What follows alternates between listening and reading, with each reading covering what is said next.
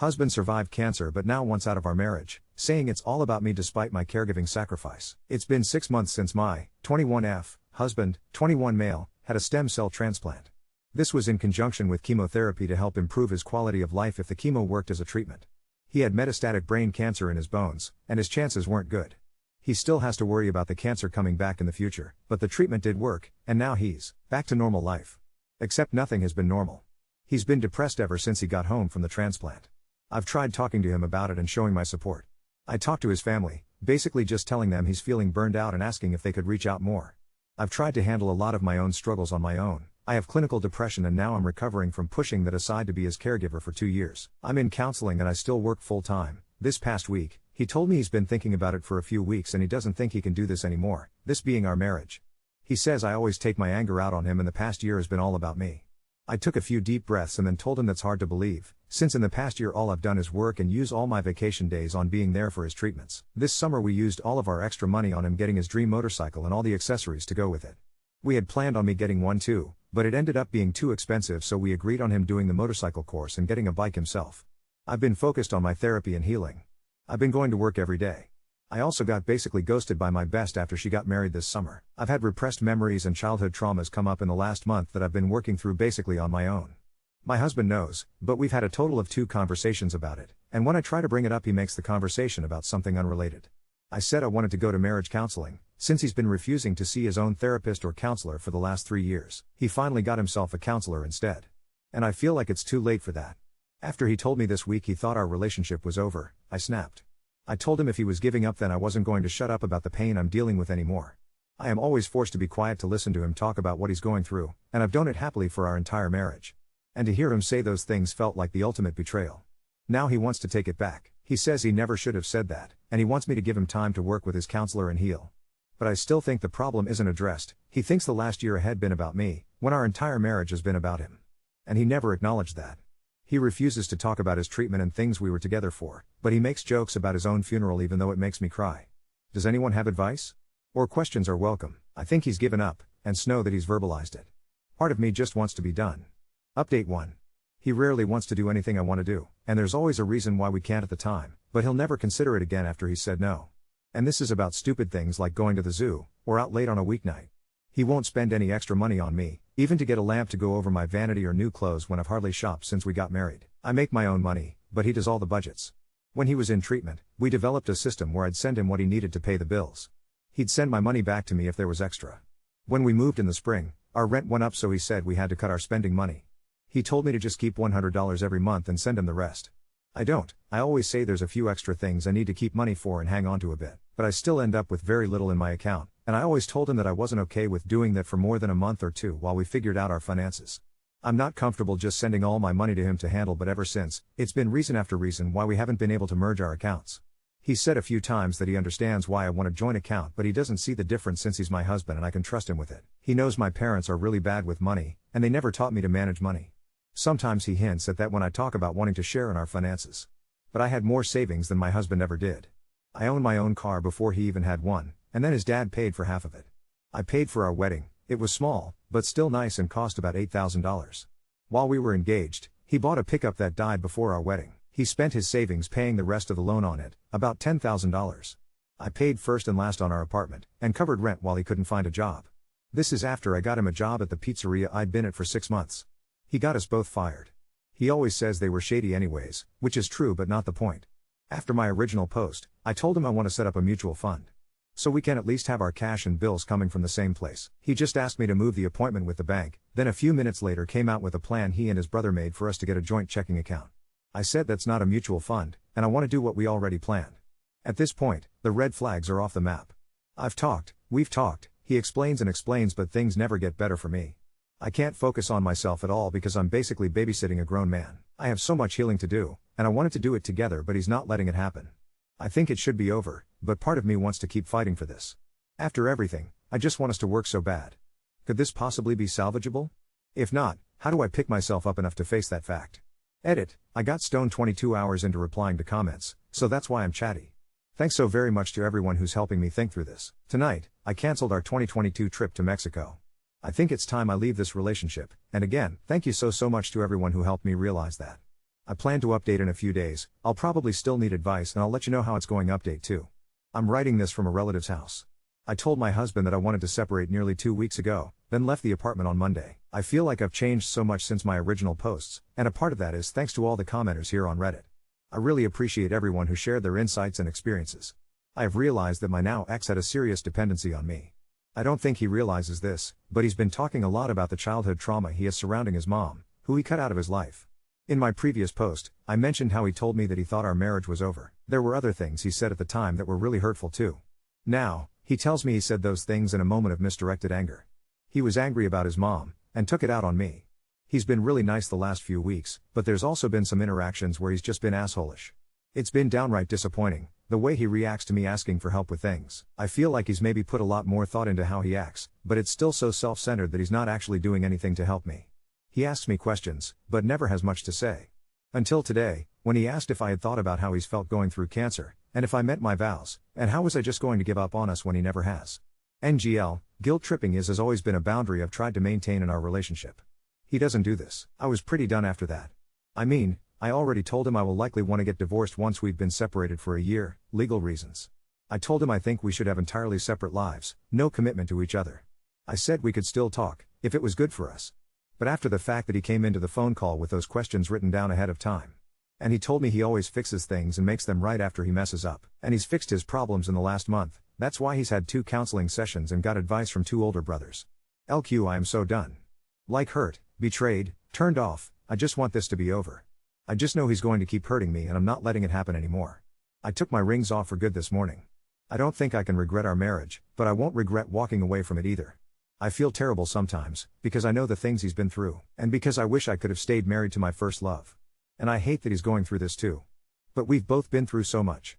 I think the difference is that I wanted to get through those things together, and he decided to go silent for most of our marriage.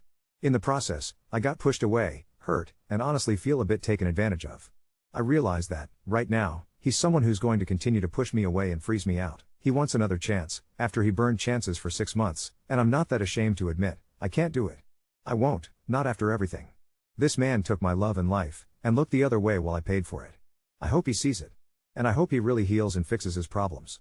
I can't be there for it though, and he chose that even if indirectly. I'm in limbo now, just starting to figure out what the next few weeks will look like. Dear Reddit, please help me by sharing your knowledge and wisdom and experience. Update 3. First of all, I need to say that I am still so glad that I left. I think that as I update, you'll see why. I think things could be going a lot worse, but also I'm having some serious issues here. My ex is still in our apartment, 2 BDRM. We have a 1-year lease that's up in March, but he's decided that he'll move out in February. My grandma lives 10 minutes away, so I'm spending most of my time in her spare room, including most nights. But I don't really want to say I've moved out in case he decides to come after me legally. I'm afraid it would be bad for my side if I leave first. For the first few days of our separation, he was nice. He wanted to grab burgers together and talk about how things are going to go. We agreed we wanted to stay peaceful and in occasional contact. He said he's sorry he hurt me, but he understands why we need to separate. I think he was lying because 2 nights later he wanted to call me. He said he wanted to talk about things, so I said he could call me if he wanted, but reminded him that we have a planned day to talk through our separation and assets and everything. So I didn't really want to talk about any of that until then.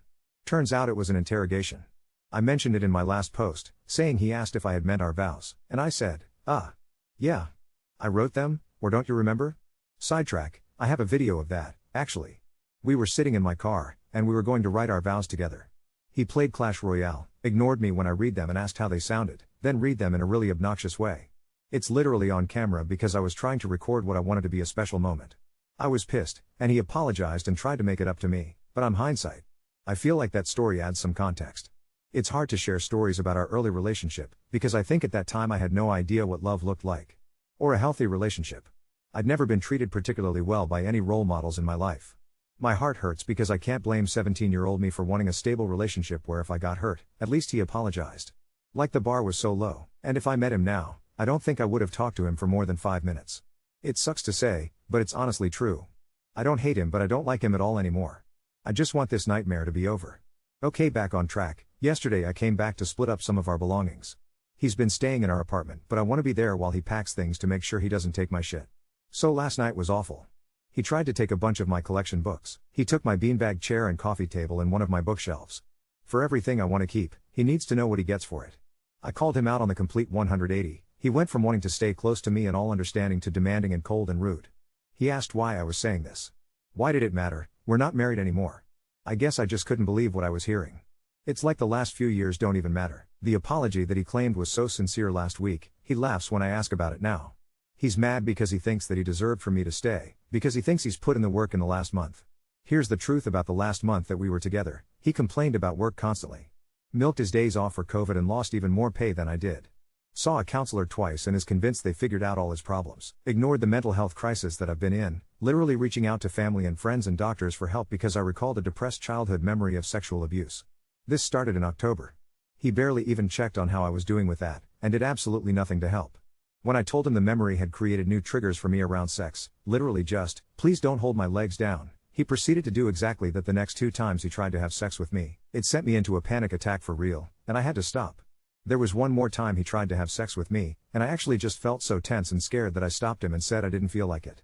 I was scared of getting triggered again. And that's the end of that, because I kicked him out of my bed a few days later.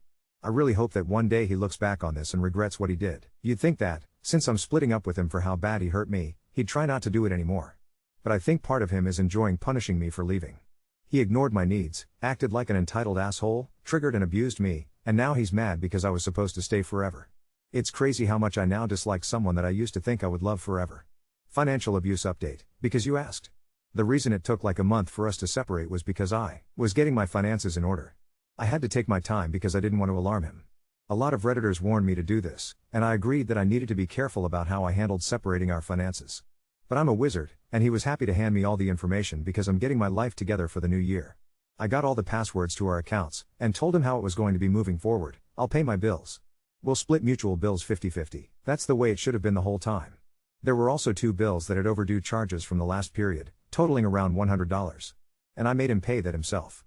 We had COVID over the holidays, so that was a setback. Lol, I'm fine. Worst cold/flu I ever had, but it's not like I almost died. Get vaxxed if you can, guys. For all I know, that's what kept me out of the ICU. Then I really had to focus on work for a week, to catch up and have my performance review. I got a raise, but it's actually been very hard at work. I'm being all but denied a promotion, blatantly because I'm a woman. It's a complicated situation. But I think I'm going to be leaving another relationship soon, and hopefully find a new company to work for. Finally, I went to see my parents and my siblings. I have 3 sisters who I am really close to. I told them about what was happening. They knew some of it, but I hadn't told them I was going to leave him. It's hard for them because they love me, and because they're hardcore Christians. Divorce is a difficult thing to accept. But they all support me, and have my back 100%. My whole family has my back so far. So I feel safe, I feel sure of my decision. I'm scared a lot though. And it's been really hard splitting our stuff up, and he's literally trying to take my fucking book collection. But I'm strong AF, and he's a pussy who, in his own words, wouldn't have even fought cancer if it wasn't for me. Plus I have Reddit, where I just got a bunch of new followers and people who are giving kind words, advice, sharing their stories. Update 4. I've been living back in my own home since February. I spent January crashing at my grandma's, but my ex trashed my place while I was gone, so I had no choice but to move back in. February was hell, as far as my home life was concerned. My ex and I lived in the same apartment at the same time, and he was a spiteful bitch who I has to avoid. But I've had other really exciting things happening for me, and this past Monday he finally packed up and left, so moving on. I got a new job. It's a huge step up from my sad little inside sales position at a shitshow manufacturer. I'm going downtown, taking a train to work, and I actually get to work from home sometimes too. I'll make more, actually meet people, and I finally have a chance to grow my career. My ex was never supportive of that. He wouldn't tell me not to find a new job, but he also would remind me of the steady paycheck and job security every time I started updating my resume. While I was crashing at my grandma's, I applied to something like 200 job postings. I took at least a dozen interviews. I met so many people and learned about so many companies and industries in the corporate world. It's been so much fun, and I'm so thrilled to be able to push my career forward with this new opportunity. If you follow my posts, you'll know I also went for a rebound, super hot professional athlete. I was a virgin when I got engaged to my ex, so this girl has been exploring her sexuality. As it turns out, he was not good in bed. I can't really blame him because I was his first. But I was missing out. Especially towards the end of our marriage, he lost all interest in trying anything fun or new. He rarely did anything for me, unless I asked. I have quite a sex drive. This isn't new about me, and it hasn't changed. I like intimacy, but I rarely wanted to have sex the last few months of our marriage because it was boring and just work for me. It felt so impersonal, like he just wanted to get off and it had nothing to do with me. I have a few triggers that he's aware of. The last few times we had sex, he triggered me. It seemed intentional, which is so fucked up. really badly, to the point where I was crying and had to stop, and he would try to keep going instead of comforting me. After that, and the fact that I already had sexual trauma, I was genuinely concerned that I was going to become scared of having sex. Or intimacy or letting people touch me. So I knew I needed to get out there, even if it was just to learn more about myself and what makes me happy and comfortable. So I fucked a retired pro athlete. He's retired at 26, so it's not like he's old or anything. I met him on Tinder and he's a CEO, so that's pretty hot. I've had a few other experiences since then, and it hasn't all been positive, but it's been so fun and I feel really empowered. I'm keeping my triggers in mind, and just trying to figure out how I like to have sex and who I like. And also what I don't like. Now, moving to the downtown scene. Well, I already crossed pro athlete off the bucket list, so I was thinking a celebrity would be fun. Mostly, I'm not actually planning to sleep with a bunch of guys, just a few. I'm enjoying settling into my home. I put up a poster with Audrey Hepburn and Marilyn Monroe on it, which my ex would have refused to look at. I set up a home office in the spare room, and pulled back out my keyboard. I'm going to focus on my job and healing myself, which is going to take time and care and work. My ex is still hassling me, trying to get money.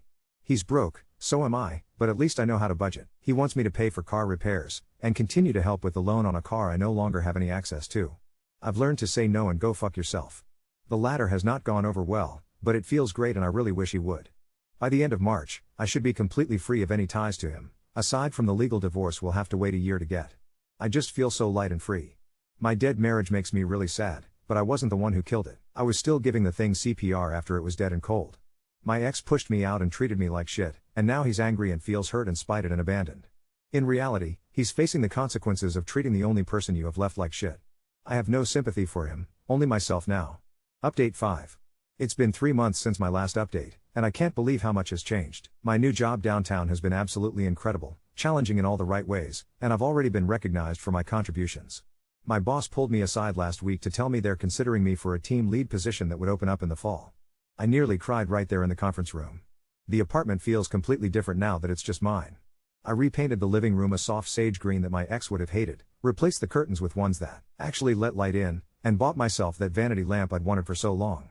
It's amazing how much those small changes have transformed the space from a place of tension and sadness into somewhere I actually look forward to coming home to. Dating has been an adventure. After my fling with a retired athlete, I decided to slow things down a bit.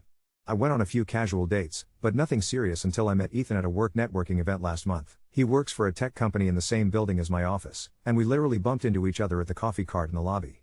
Such a cliché, I know, but he made me laugh when he spilled coffee on his shirt and handled it with such good humor that I couldn't help but be charmed. We've been on 4 dates now, and he's so refreshingly different from my ex. He asks questions about my day and actually listens to the answers. When I mentioned my therapy sessions, he didn't change the subject or make it about himself. He asked thoughtful questions about how it was helping me. And the most shocking part? When I told him about my triggers, he didn't just acknowledge them, he thanked me for trusting him enough to share that information. Speaking of therapy, I've been going consistently for 2 months now.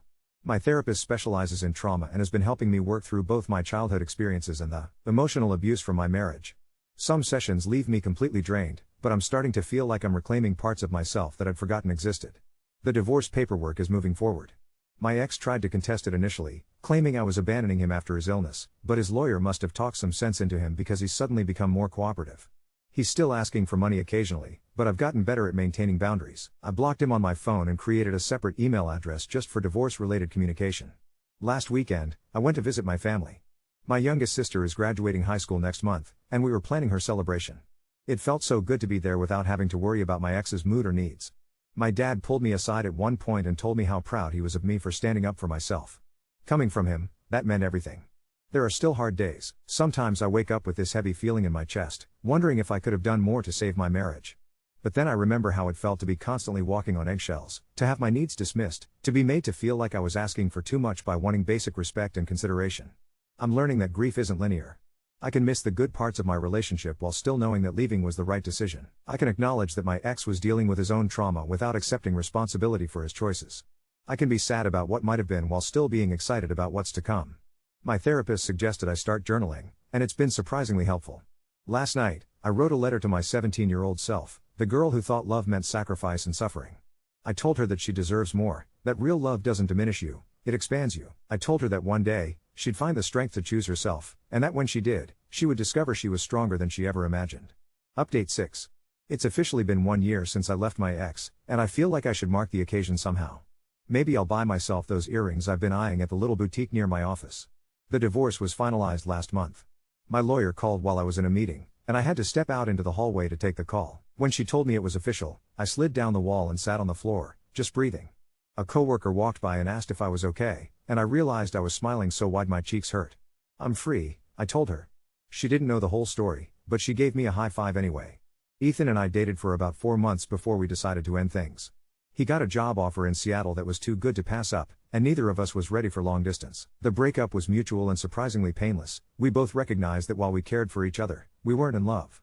We still text occasionally, and I'm genuinely happy that he's thriving in his new role. After Ethan, I decided to take a real break from dating. 6 months of focusing just on myself, my career, and rebuilding my friendships. It's been the best decision I could have made. I reconnected with my old best friend, the one who ghosted me after her wedding. Turns out she was going through her own crisis and didn't know how to reach out after so much time had passed. We met for coffee, both of us nervous, but by the end of the afternoon, it felt like no time had passed at all. Work continues to be a bright spot. I did get that team lead position, which came with a significant raise. I've been able to start building my savings again, and last month I opened my first investment account. My ex would be shocked. He always acted like I couldn't possibly understand finances without his guidance. Speaking of my ex, I ran into him at the grocery store 2 months ago. I was in the produce section, debating between 2 different kinds of apples, when I heard someone say my name. I turned around, and there he was, looking thinner than I remembered. For a moment, I felt that old familiar anxiety rise up, but then it passed. We exchanged awkward pleasantries. Yes, work is good. No, I haven't moved. Yes, the weather has been nice.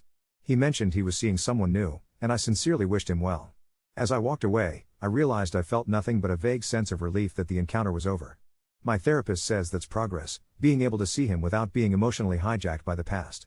We've been working on processing my anger, which seems to come in waves. Some days I'm furious about the years I spent diminishing myself to make him comfortable. Other days, I can acknowledge that we were both young and damaged, doing the best we could with the tools we had.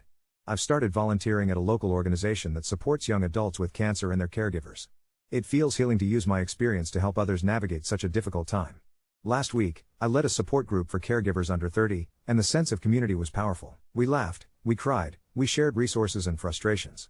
I wish I'd had something like that when I was going through it. My apartment lease is up next month, and I've decided not to renew. Too many memories in these walls, both good and bad. I found a cute 1-bedroom closer to downtown with a little balcony where I can have morning coffee and grow some herbs. Fresh start, new chapter. Yesterday, I was going through some old boxes and found our wedding album. I sat on the floor and looked through it, page by page. There we were, so young and hopeful, no idea what was coming. I traced my finger over our faces, feeling a complex mix of tenderness and sadness. Then I closed the album and put it back in the box. Some memories are meant to be acknowledged and then gently set aside.